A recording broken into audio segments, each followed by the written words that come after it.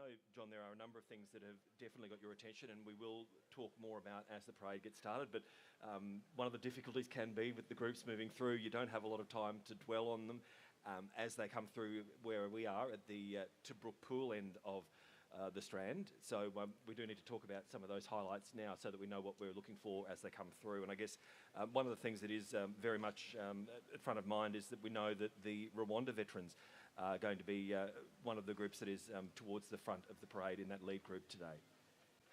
Yes, and I know that I've just listened to the brigade commander, Brigadier McLennan, mention a lot of the key aspects and the milestones. So I'm glad he's done that, because we mightn't get the opportunity, as you said, with the build-up of the groups to mention them. But what I would like to do, Pat, with your concurrence, and we talk a lot about the Anzac spirit. I know the brigade commander talked about it. But again, it's a set of values and attitudes. And they were particularly associated with the Australian and New Zealand soldiers. And they embodied courage, resilience and mateship during World War I. Hence the birth of Anzac at that fateful day when we landed at Gallipoli. The key aspects of that spirit is endurance, the ability to withstand difficult conditions and hardship, courage, bravery in the face of danger and adversity, ingenuity, and Australians have always been good at that, to find innovative solutions to problems, good humour, and I think the Australian humour is world-renowned, mateship, which I think is that strong bond of loyalty, equality and friendship amongst our comrades, and the last one but not least is reckless valour, the willingness to take risks for a good cause. And when I look at those aspects, I'm hoping that the Australians, all Australians, don't have to be defence, look at those aspects and live by some of those traits, because I think it is the Australian way. And we've just gone 3 minutes past 9, so all things being as they should, that would mean that the parade, the first groups have left Strand Park at 9 o'clock on the dot. We should be seeing them here in another couple of minutes. In the meantime, though, I've got a couple of observations for you, John. First of all, I can see that the trees along the Strand have grown a bit, so we don't have as much visibility as far down the Strand from our vantage point as we have in years gone by. We'll be able to see them in plenty of time, though. We also have some fairly large bits of hardware up there in the form of a couple of Bushmasters that are probably going to have to get moved fairly soon. They'll be firing those up, I'd say. Yeah, so look, they're just there guarding the entrance, and they'll move off once the approaching marches as we see them. You're right about the trees, but it could be worse, Pat. It could be all water here. Yes, most definitely. No, I'm not going to be the one who's complaining about what's happening with the greenery on the Strand, that's for sure. We certainly appreciate it at every other time except maybe for this exact moment in time. Now, John, is there anything else in particular that you wanted to have a look at and draw attention to before the parade arrives here? I just think now it's a golden opportunity, Pat, to just mention, I know the Brigade Commander, Brigadier Ben McClellan, DSC, has given a talk, but what a fantastic career he has had. He's a Townsville boy, born and bred, attended the Morris College here, and in his career he's done something quite unusual. He spent virtually 16 years of his career back and forth into Townsville. So that is a fantastic aspect of his career. Not many people come back and forth. And, that's right, and I guess many of the brigadiers and those senior officers will have had, throughout the course of their career, at least 1 or 2 postings to Townsville, but yeah, having that repeat pattern is the thing that sets it apart. Yeah, well, see, he was just a couple of his postings. Obviously, he was the commanding officer of the 1st Battalion Royal Australian Regiment, and he was also the commander of CTC, the Combat Training Centre. Also, I'd like to also mention Wing Commander Paul Howard, 27th Squadron, and he's the senior officer currently at RAF Base Townsville, and obviously the 3rd person on the dais will be the acting mayor. That's right, Anne-Marie Greeny over there, and you've been and actually just had a close look at the chains, the mayoral chains. Yes, it was quite fascinating, and I was just looking at the back of the main part of the chain. It's got the list of all the past mayors in Townsville. Luckily, I had my glasses so I could actually read it at the time as well. It's in quite small print. So here we are on the Strand. You're on ABC North Queensland and here on the Strand, and of course streaming if you are through the Townsville City Council website as well, where there's the option to be viewing this if you're not able to be here in person. We've got a number of different things that we will see throughout the course of this parade. Of course, there'll be bands coming through. We will hear them beautifully as they come through. They'll be timing their performances so that they are able to do that for the dignitaries who are there. And the reviewing officer, as you say, we'll see the military units and the veterans as well. They'll come through and they will do a salute as a sign of respect, because that's what the reviewing officer is already doing for them, isn't it? Well, that saluting the eye is right. It goes back quite a few centuries, and it was the commander standing there, a raised platform, looking down, and I don't mean that in a derogatory way, of his troops passing by. And it was a mark of respect that they turned their head and eyes to the right to look up to him in the eye, and vice versa. He looked down and stared them in the eye because they were his troops, and he obviously returned that salute. So it's a mark of respect for the commander and for the troops, and in this case for all the marchers. They will all do it. The other thing that's very important today is the number of schools which again will be appearing, and a lot of those schools have a fantastic history back, as I said many times, the garrison city. Some of these schools in World War II were hospitals, were command posts, etc. And you'll see that the children and the students, young adults, a lot of them wearing their fathers, grandfathers' medals, and they'll wear them on the right-hand side of their jacket, and they'll march proudly down there. And I think that's our current, our future generation, and we should never forget Anzac Day. Because that's how it works, isn't it? Just a quick reminder that if they are your own medals, you wear them on the left. If they are someone else's medals, say your parents, your grandparents, you would wear them on the right side of your jacket. Yeah, that's correct, Pat. Yeah. Now, the other thing I was going to mention is that we are expecting that there will be a flyby, and that will be some of the Chinooks that you know maybe more than you need to about. Well, you needed to know a fair bit about them because you were working on them for many, many years. Yes, look, I was privileged enough to be a member of the 5th Aviation Regiment, and as the Brigadier mentioned, our aviation assets, including 1 Aviation Regiment and 16 Brigade, are all up here now. In fact, it's a very crowded spot over at RAF Base Gar, but there's really not much room. People, I think, have got very small offices. But the joy for me today will hopefully see 3 CH-47F model Chinooks fly over, and egg beaters, a lot of people want to call them, but they're just a fantastic aircraft, and I was privileged enough to serve with them for quite a few years. And they're due at approximately 20 past 9. It's 9 past now, so we're around about 10 minutes away from seeing them if all things are running to schedule. Of course, there is a bit of organisation that goes into that, such as the commercial aircraft have to fit in with what they're doing as well. So there are a few moving parts to consider. Look, I think, as you said earlier on, Pat, we'll talk about a couple of the groups prior to the commencement of the march. The lead group will be the Veterans and Returned Services personnel, and a lot of them are fairly aged. They're old like me, and some will be mounted in vehicles. And that comprised of the Military and Historical Vehicle Club, Townsville, and that club was formed in 1981. And Anzac Day is a most important day for them, and the club is proud to join with the RSL and Townsville City Council to commemorate this great day. It's such an extremely active club too. You often see them, even just on the road, there'll be a group of them who are out doing an activity together, but obviously at community events, they're regularly there, and they'll be allowing you, and actually very much interested in having conversations about the vehicles and the role that they've played and why they are significant and worth collecting from and preserving from their point of view. Look, their vehicles are just fantastic. They've done the renovations on them in a lot of cases, back to their original form, and they're very proud of their vehicles, and I would encourage anybody to have a look at them when they get the opportunity. Yeah, have a chat, because they're more than happy to have that conversation with you. And just now, getting the first glimpse of a police car that will be leading the parade.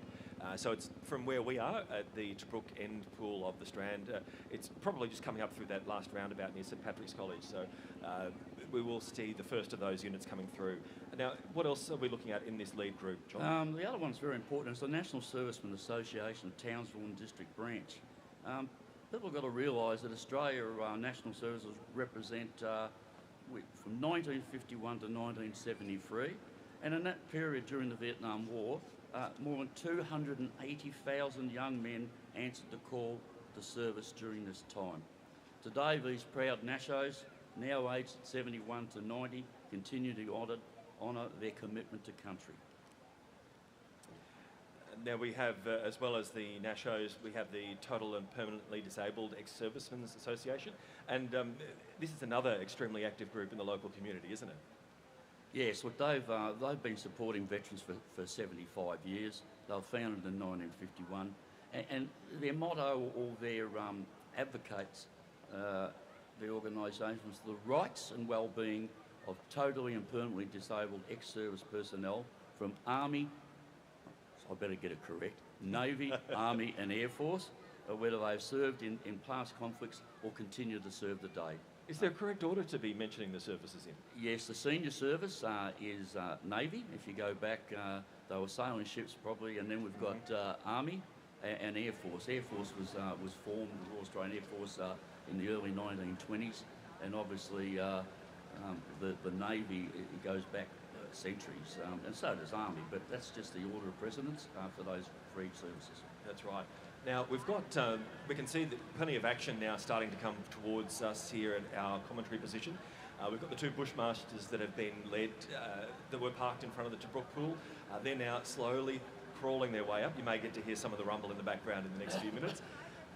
But they're slowly coming through, and we can see those historic vehicles starting to move their way through as well. So we're starting to get a good look at them, and while it's too soon for me to be able to read any of the signs they've got, plenty of them have got signage around who they've got on board and the groups that they are representing. And the vehicles themselves, telling a little bit of the story of those particular vehicles.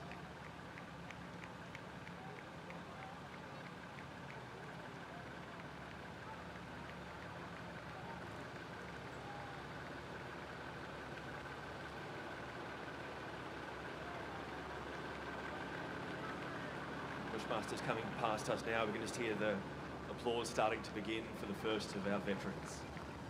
And you'll see here, Pat, as we mentioned, these vehicles are beautifully kept. Look at the motorcycle leading.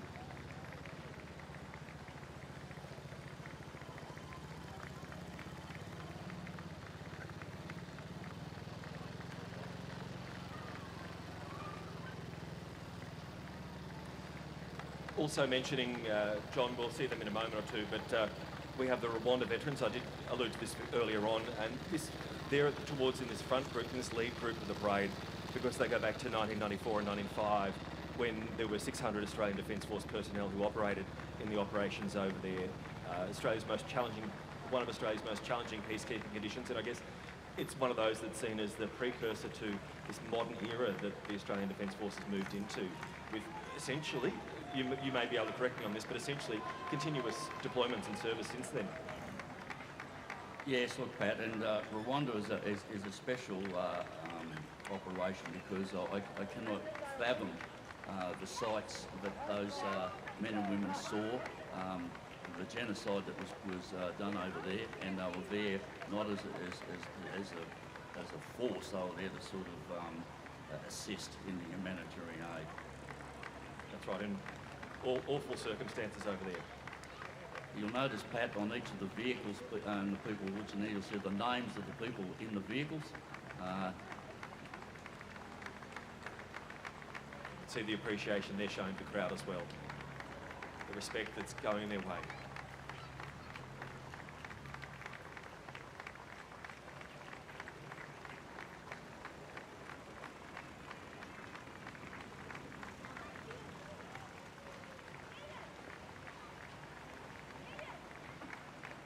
Of course, you know, with this first group going, it's a big day for them.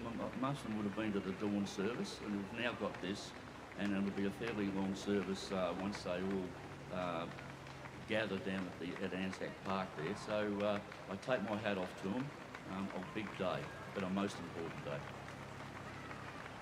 I guess one of the things that we do reflect on as well, John, is that obviously we've got such a huge veteran community here in North Queensland. It's such an important part of our community, but at the same time, there are plenty of people who choose not to participate in Anzac Day and these commemorations as well.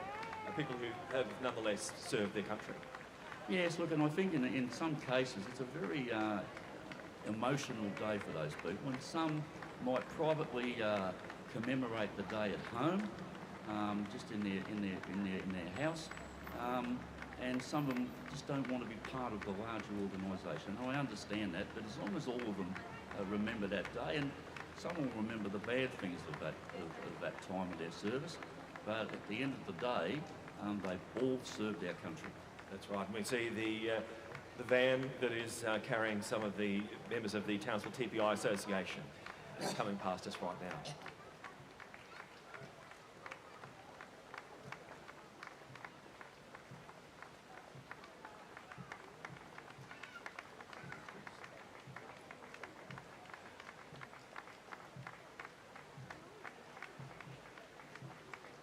Now up ahead, John, we can see for the people who are marching today, we've got the flags that are taking pride of place. So we've got the Australia flag, we have the New Zealand flag, and also the RSL flag that are going to be on display. And again, always appreciate the input and the service of the New Zealanders amongst us here in our community as well. And of course, always an important part of Anzac Day services is the recognition of the New Zealand part of Anzac.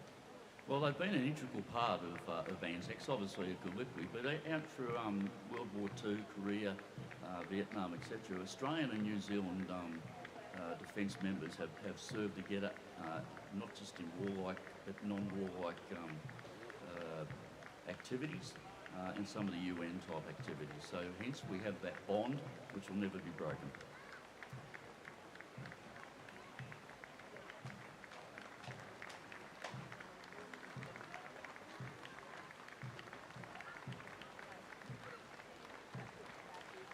All right, we can see our Rwanda veterans coming towards us. Yes, that is.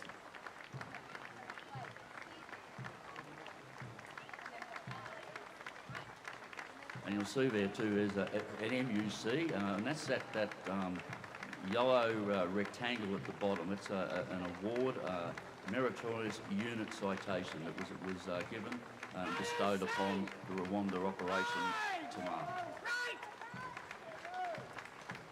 Veterans honouring and the spirit and service and compassion shown during the time where they were in Rwanda, remembering those who were affected by what they experienced there, and reflecting on the role that they had to help prevent and to heal people who had been involved in the terrible situation in their country, if we go back to that time.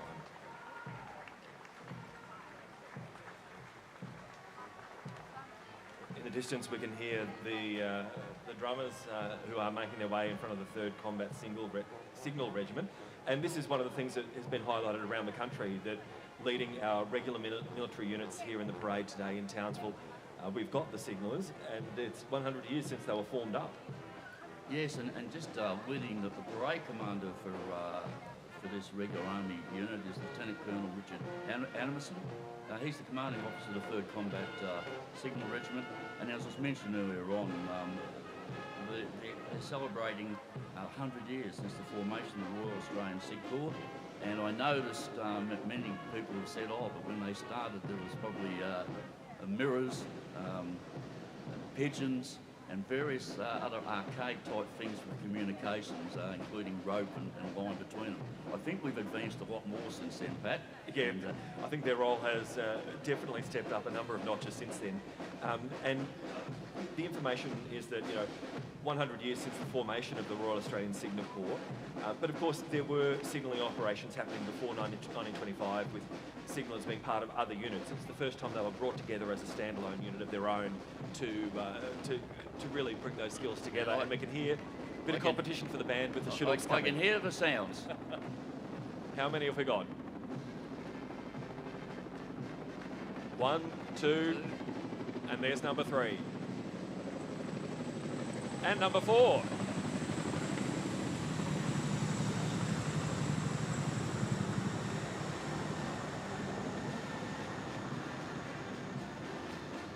What a fantastic sound, and they put 4 up. I asked for 4 and they got. Thanks for putting in a good word, John. Just go back on that fur brigade, was the first ashore, and as soon as the Anzacs landed, the Australian Imperial Force established a divisional signal office.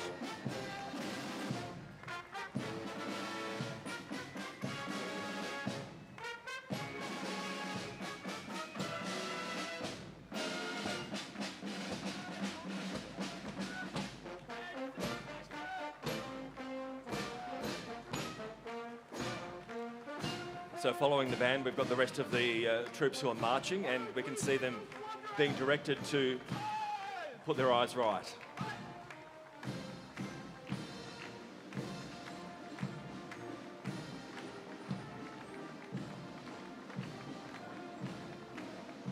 Straight of limb and proud.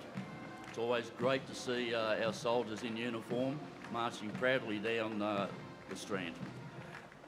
And of course, as you would expect, all the uniforms are immaculate, shoes polished, everyone looking the part and looking their best for such an important day. The RSM and the CSMs would have seen, or SSMs would have seen to that, I'm not sure. Next, we have the Veterans and Families Pipe Band, and they bring together current and former Defence Force members, their families, and members of the public through a shared love of music and service. And they were established in 2022. Another one of these groups that you'll see at many of our community events, not just here on Anzac Day. I should mention very quickly, John, that we are expecting the Chinooks to come past again because they've got to get back to the RAF base. So they'll be doing a loop, probably over my house, because that's usually what they do and it never gets old. Great to see, Pat. I'll get them to hover. Now, the next group is the Royal Australian Air Force, and led by 27th Squadron, followed by 655 Squadron, and the United States Air Force Men Combat Survival School. So for 27th Squadron, they were formed at RAF Base Townsville back in 1981 as Air Force Reserve Squadron, and then re-enrolled to full-time service under the command of 96 Wing back in 2010. It's interesting too, Pat, with 65 Air Base Recovery Squadron. They were formed in 1915, and they provide the links of this and the history of the Air Force engineering and explosive ordnance disposal. So that's a lot of the work that's on the ground to support the air operations. Yes. And you'll see here, look at the dogs. They are always so well trained, obedient, and I wouldn't want to cross them though if I sort of tried to get into the base unaccompanied. I've heard stories, and they would definitely reinforce what you've just said. You wouldn't want to muck around with that. So we start to move into the next of our groups, which is the next phase of the parade, the veterans and ex-service organisations that are going to be moving through. It looks as though we've got one group standing out in front and maybe even a little bit of a break back to those that are following. Yes, well, you see here the first group is the Royal Australian Corps of Signals, if I can see. So this is the Signallers Association, the signalling veterans. Yes, yes. They've delivered throughout their time critical electronic warfare and information and communications, and no army is successful without communications and knowing what's going on at any given time. They have contained all the modern technology of the Army and the wider Australian Defence Force. It's one of those things, it's actually impossible to imagine how you could even begin to do operations these days without the signallers and the skills and support that they are able to provide. Well, electronic warfare has become such an important aspect on the battle space.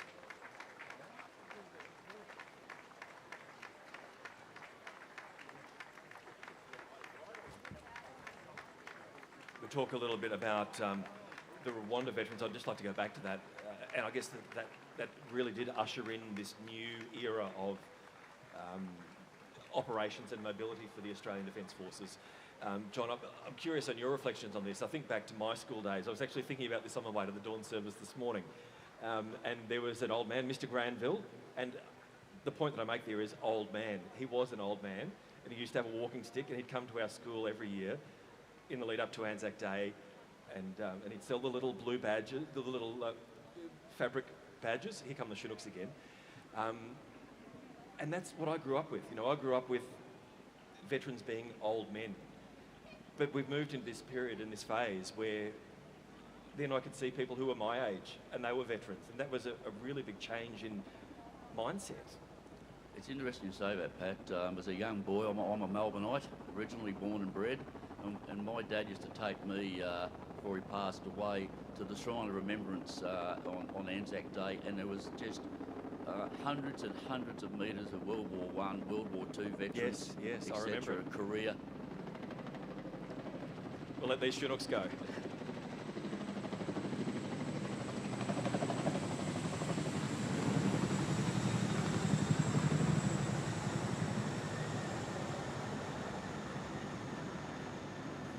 But you're right, just to continue on with the comments you made, Pat, you're right. Since Rwanda, Australia has been involved, our Defence Force, in a lot of humanitarian aid, a lot of UN peace enforcement, peacekeeping operations. I was fortunate to go to a place called Rhodesia in 1979-80 as a part of a monitoring force. And since then, we've had many, Bougainville, we've had the Solomons, Timor, East Timor, yes. East Timor, and obviously in warfighting that was for a part, but then Afghanistan, Iraq. So our young soldiers, men and women, have been involved in a lot of not only conflict, non-warlike but warlike, but the same expertise and the same resilience and the same attitude must be there. As soon as you leave our country, leave our shore, you're representing not only yourself, your unit, but the country. So you must be 100% spot on with the way you handle yourself. And those humanitarian missions and deployments, they're still, you know, in many instances, potentially dangerous situations that people are going into, aren't they?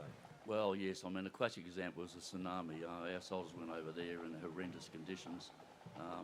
And you're right, we still have got to look out for ourselves. You're in a foreign country, and you've got to, not only from a military aspect, from a health aspect. That's it. Also. In a situation like that where basic services and systems have broken down, you've got to be able to be self-sufficient in those environments. Now, I think you've got a better look at the Chinooks the second time around, John. How did they go?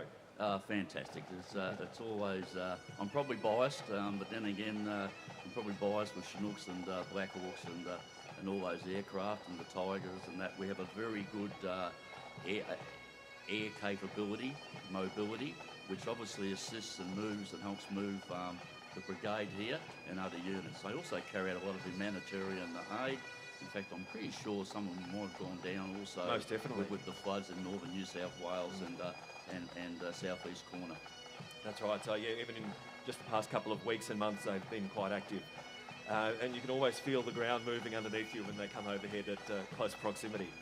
All right, we're starting to see the next group. Now, this is absolutely moving into the veterans and ex-service organisations that we're going to see now, and we can hear the next group before they arrive because that's the RSL pipes and drums, I'm presuming, that we've got there. Yeah, no, we formed in 1979, and it's a military-style band dedicating to keeping the spirit of piping and drumming alive. And the group just behind them is the Royal Australian Armoured Corps, known as the Black Hats. And they're a senior corps of the Australian Army and provide Australia's Defence Force with an armoured warlike capability. And I think we might have a small group that you may have missed just in between as well. We've got the Navy contingent, the Naval Association of Australia, Townsville and District subsection being represented here. A group that has been in operation since the early 1920s as well. My apologies. My eyesight's not as good as it used to be, Pat. I think we can all attest to that, John. It's interesting, people ask why they call the Black Hats. It was adopted on the Royal Tank Corps of World War I.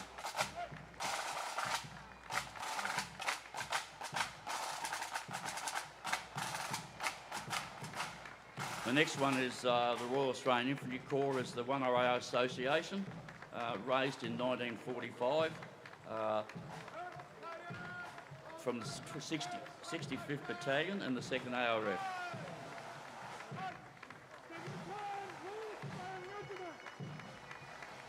Following them, we've got the 2 RAR Association, and they're celebrating 80 years since their formation this year. Originally raised to the 66th Australian Infantry Battalion in 1945, back in Borneo, and they went to serve as part of the British Commonwealth Occupation Force in Japan from 1946 to 1948. And both battalions, Pat, I may add, have served in a lot of places, from Korea through to Vietnam, Malaya, Rhodesia, Somalia, Cambodia, and the modern conflicts.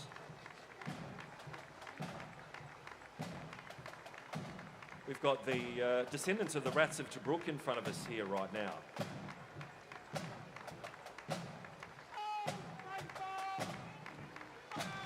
And they're followed by the 3rd Battalion of the Royal Australian Regiment.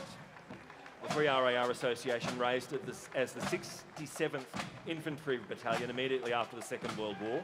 They've served in every major conflict and operation involving Australian forces. The name they were given was Old Faithful during the Korean War, a testament to their reliability and distinguished service.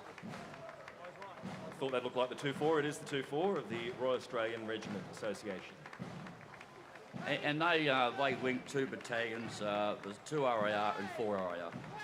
And they've, again, had service in operations, including Rwanda and Cambodia. A couple of smaller groups, the 31st and the 9th Division following in there.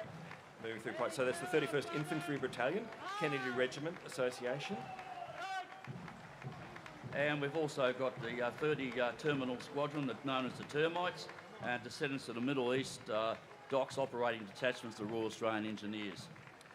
We've got the Royal Australian Army Medical Corps, the Health Services veterans, including those who served in the Royal Australian Army Medical Corps and the Royal Australian Army Nursing Corps, both of which played a critical role in every conflict involving Australian forces since Federation.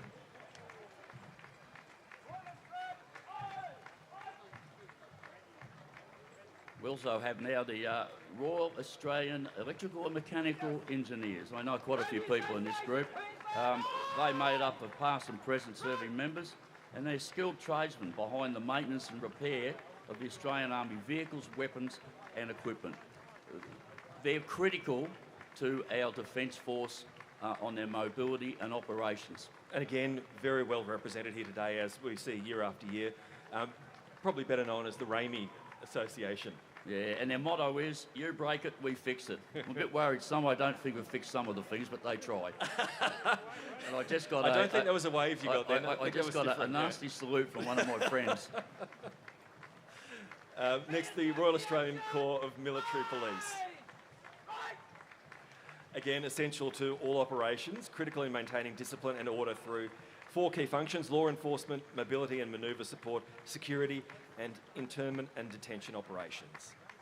All right, the other one, I think we've just might have, the Australian Flying Corps and ARAF Association Townsville branch. Flying Corps and Association branch dates back to 1919. We've also got a group here, the Australian Army Aviation. Well, they've got a sign up at least. Yes, they have. Most of their group would have done Far and Gale this morning. It's great to see them down on the day. Here's the most interesting group, our Vietnam Veterans Association. Lasted from 1964 to 1973. Around 51,000 troops were deployed. Unfortunately, we lost 504 Australians killed and over 2,500 wounded. They march not as individual units, but as a one group. Really glad to see them marching today. We've of course got the National Servicemen's Association, Townsville and District Branch coming in next, for those who served between 1951 and 73. Yes, and again, more than 280,000 young men answered the call to service during this time. The next one, very important one, Women's Veterans Network Association, founded in 2013, is the nation's oldest and largest non-profit organisation dedicated solely to supporting women who have served in the Australian Defence Force. And next we hear the sounds, you'll hear them here in a second, the Torres Strait Light Infantry Battalion, who hold a unique place in Australia's military history, the only Indigenous battalion ever formed in the Australian Army. And they had an opening down at the Army Museum, North Queensland, and you can see some of their artefacts and memorabilia there.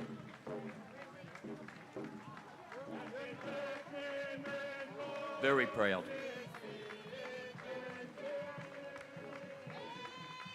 All right, the other interesting organisation, Pat, is the Australian Rifle Company Butterworth. Operational deployment of Australian Infantry Rifle Company groups to Airbase Butterworth in Malaya from 1968 to 1989. They were deployed to protect the airfield, and their families also went over there. The deployment involved over 9,000 troops. We seem to be moving now into our cadet groups.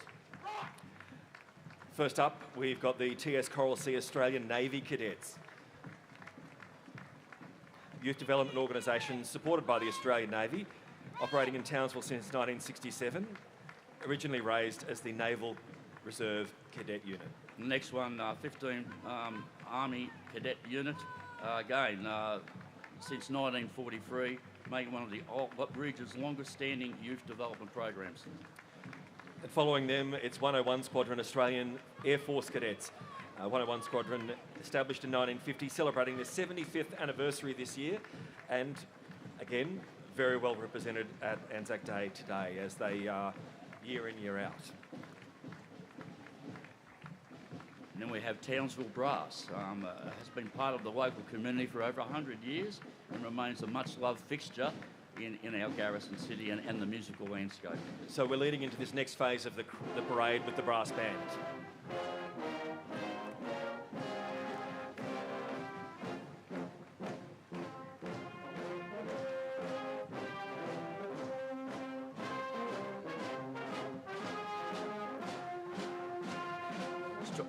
Australian Red Cross, building Australian servicemen since 1914.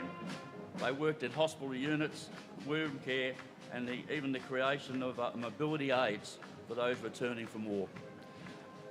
Into our community groups, we have Scots who have served, a group of current and former service personnel with Scottish heritage, supported by the Townsville Scottish Community Association.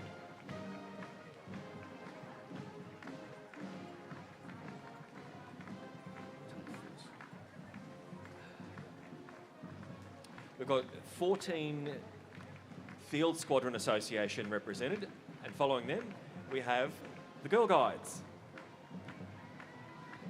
the largest youth organisation for girls and young women in the state, with close to 4,000 youth members and 1,000 volunteers and adult members. And the next, I think, is the Scout Association, Queensland branch, Kennedy region. Their aim is to support the education and development of young people so they can reach their full potential, physically, intellectually, emotionally, socially and spiritually. And I think you'd find that all these organisations follow the same sort of ethos. The Townsville Pathfinder Club are here next. Pathfinder and Adventure Club's part of a global organisation of the Seventh-day Adventist Church, and since 1950 they've been active with their programs. All right, Pat, we now move into Group 4, all the schools, and it's great to see the representation of all our schools. And as I said earlier on, many of the school locations were used during World War II as part of our garrison city for the impending invasion of Japan. And at the front of the group this year, we have St Patrick's College, who've come all the way from about 200 metres down the strand here. They do mix up the order of the schools, so St Patrick's coming in this year, founded by the Sisters of Mercy in 1905. Next one's Walgaroo State School. It's a vibrant, inclusive learning community, and they're lived by the Walgaroo spirit. You might have heard that, the Annandale Christian College students being called to move their eyes right towards the saluting officer and the dignitaries. Of course, schools in locations like Annandale are very heavy with Defence Force families given the proximity to Laverack Barracks.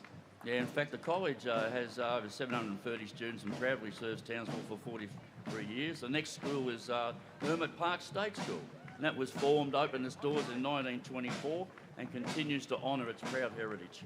That's right, centenary year last year, so back into 101 this year. Northern Beaches State High School, again opened in 1997, and again with just 165 students. Has a proud association with defence and veteran communities, and again there'll be a lot of people defence-wise that attend that school. That's right. I think the tally is they're up to around 900 students now, Yes. after opening with 165 originally. Next up, we have the Townsville South State School. The Mud Pickers are here, giving us a big wave.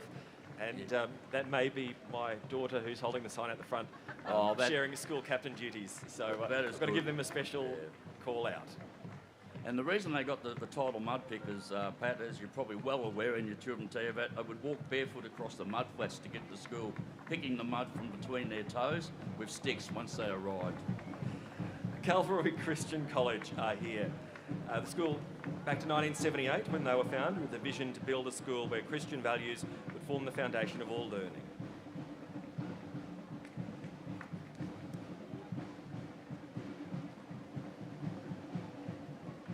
Righto, we have the next one is the Yanooma State School, and that was established in 1920 with a new campus in Adalia in 2002. It's grown steadily from 100 students to over 520 enrolled in 2025. We can hear them before we see them. The Pimlico State High School are coming through, an independent state high school with 1,600 students, and of course large involvement, tradition of involvement in military research and commemoration.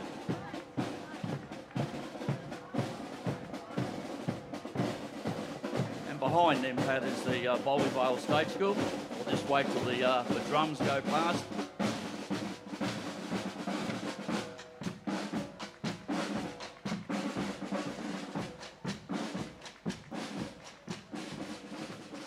And the Bowley Vale is located in the northern suburbs of Townsville.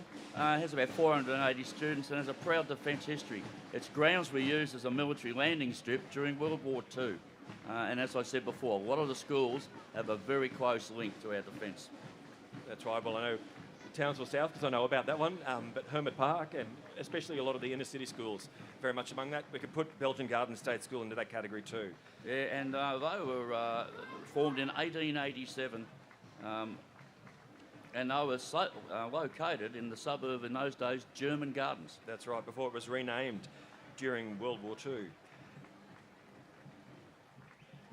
In fact, they highlight that they had an anti-tank battery camped at the school grounds for 2 months in 1942. Townsville West State School, I think, just went past. Again, they opened their gates in 1887, followed by the Currajong State School, and they opened in 1954 and proud to celebrate their 70th anniversary.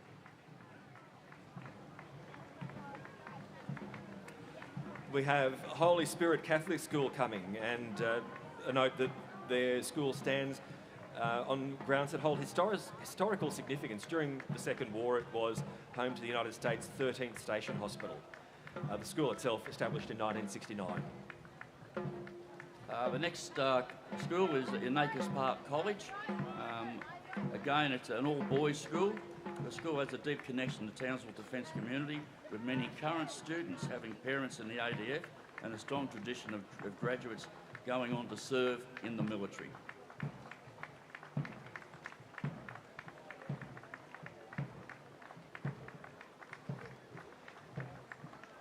Townsville Central State School coming in their distinctive red uniforms and their red hats on too, and good to see them.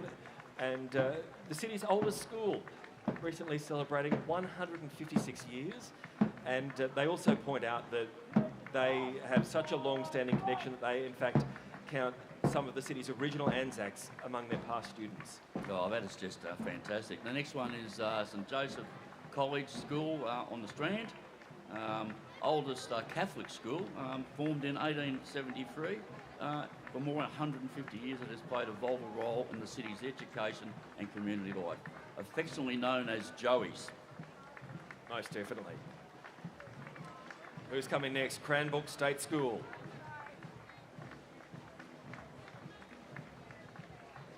For many years, they considered themselves to be the main defence school in Townsville, and that continues today with many defence families having a strong connection to Cranbrook. Next is the Foreign-Goer State High School, formed in 1987, and sadly, proudly serves students from years 7 to 12 in suburbs including Condon, Rasmussen, Kelso and Curwin. And the next of the bands that we can hear approaching is the William Ross State High School. located in Annandale. Again, directly opposite Laverack Barracks is one of those group of schools there. One of Australia's largest defence bases being Laverack, and around 10% of students from defence families. Yeah, and one of my postings up there, Pat, a couple of my children attended that school.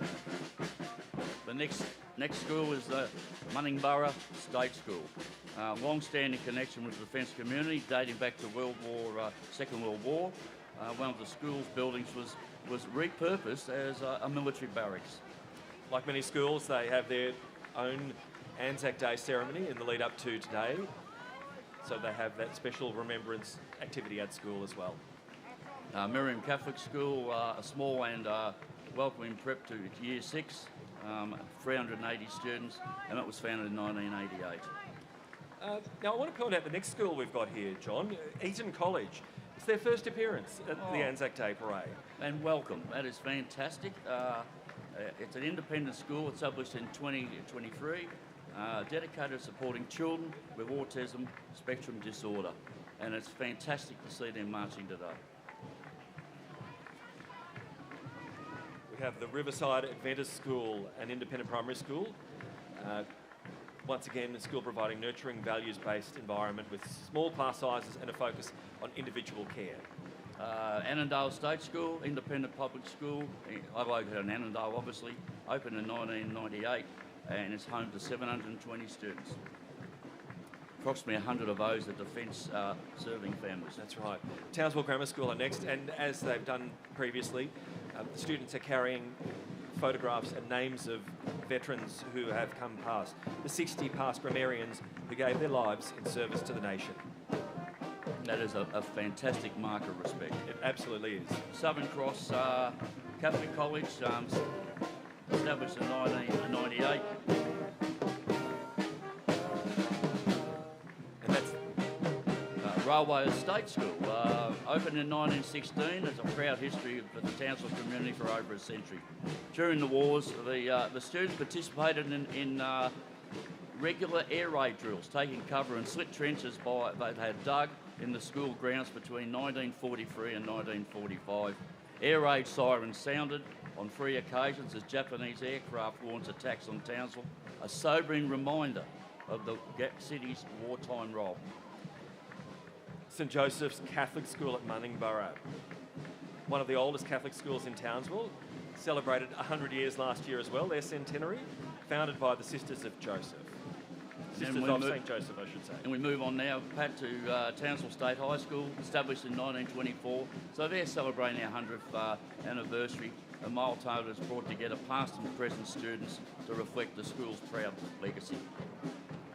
And as we can see, if you head past Townsville State High School, a fair bit of work going on there at the moment to set them up for the next 100 years, I dare say. I dare say, yes. St Margaret's Mary College, originally established as a primary school in 1936 by the Sisters of Good Samaritan in what is now known as Hyde Park. The secondary college for girls was founded in 1963 and celebrated 60 years. And then we have another band coming towards us. This may be the last of our bands. I don't want to talk too soon, but it's from the Cathedral School of St Anne and St James.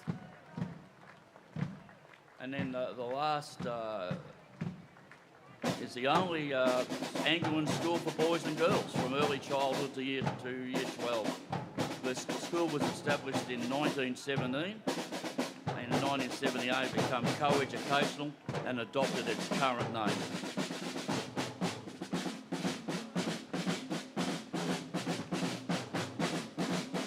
There's a bit of a bank up now, and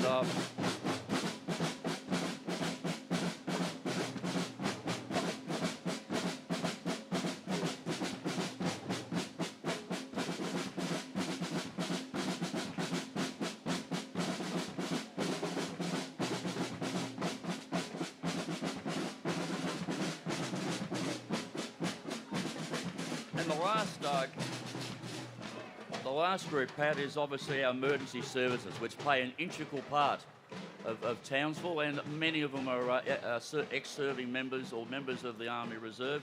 First group is the Queensland Fire and Rescue Service, and provide a parade of vehicles and personnel for the Townsville area, including the 19 1936 Dennis Ace fire engine. Call sign Townsville number 8, and that's further down. We've also got the State Emergency Service with our volunteers. We're what is known as the Orange Army, of course, who, while we don't like to have to call on them, it's fantastic to have them available to support in those times when it is needed. And the Townsville and Thurungowa State Emergency Services, of course, very proud to support the community all year round, no matter what the situations. And of course, Anzac Day holding deep meaning for them, with the SES being honoured to stand alongside members who are commemorating the legacy of courage, resilience and sacrifice. The other one I might have missed, Pat, my mistake, is the Rural Fire Service. Make up approximately 28,000 volunteer members who make up 1,400 rural fire brigades, and they have a fantastic ability to, at short notice, be called on to put out bushfires, ensuring the community is safe. That's right, and you may have just heard it there, where you could hear the Dennis fire engine making a bit of noise, and they might even give us another blast right on cue as they come past. Beautifully kept. Look at it's an immaculate vehicle. A lot of work to keep that up and running. The helmets of the two who are driving it as well, they've been freshly polished. Nice brass helmets. Yes, very nice.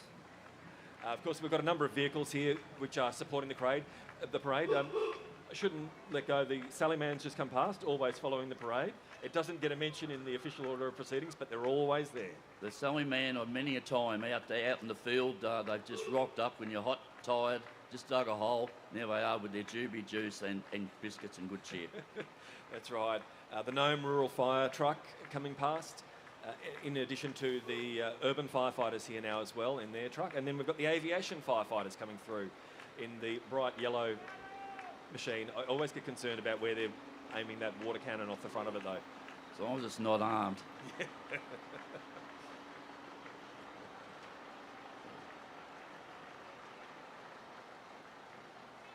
I remember... sorry, Pat, once again... There you go. Once again, I'd also like to congratulate our police force that have made sure that this has gone well and has been on time and ensured that the vehicles and our marchers are safe and sound. And so we should always acknowledge them. And you'll see there's a few now police vehicles holding up at the tail end. That's right. Police, military police in there as well, and an ambulance coming through. I guess that's the thing. They get to miss out on days like today because they're working. They don't get to participate in the way that other community groups do across the system. I was going to mention the Sallyman. A number of years ago, I was on my way up towards the top of Mount Stewart, and I saw a group of soldiers who'd come up from Laverick on the track, and they had their backpacks on, and it was pretty warm. They were doing it tough, and come around the corner, second last corner and towards the top, and where's the Sallyman parked? Tell you what, it looked pretty inviting. I was tempted to pull in. You should have. I think they'd earned it more than I had.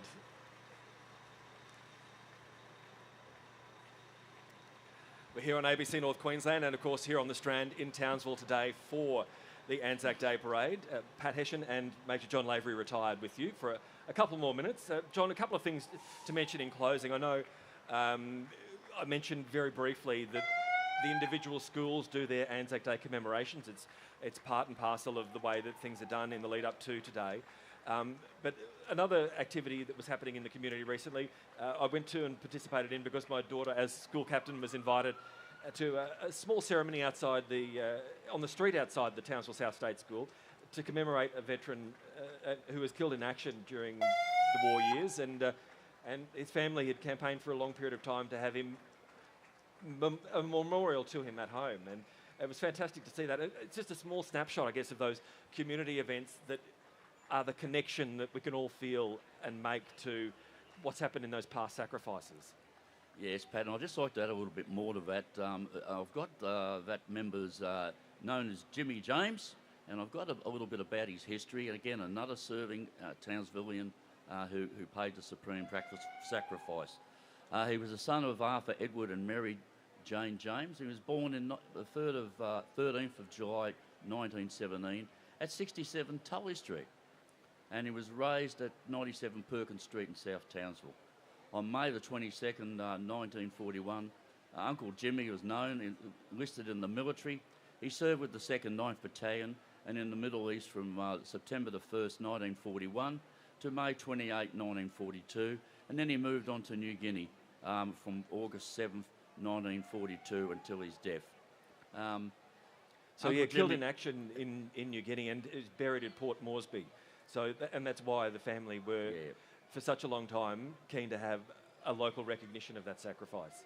And again, you know, a mud picker and that Townsville South Memorial is being erected just in front of the school. So yes, if you are there, it's that small gazebo. If you happen to be there on Tully Street at the front of the school, you will see it there, and there's now a plaque on it to Jimmy James, which is a wonderful and fitting memory. Well, John, I think that's probably just about it for you and me today. Thank you very much for your contribution and absolutely your knowledge and familiarity with the groups. Again, a quick reminder that the Army Museum North Queensland at the other end of the Strand at Jazeen Barracks is open today from 10 o'clock till 2. And you've been in there and you're well familiar with all of the things that are on show at the moment.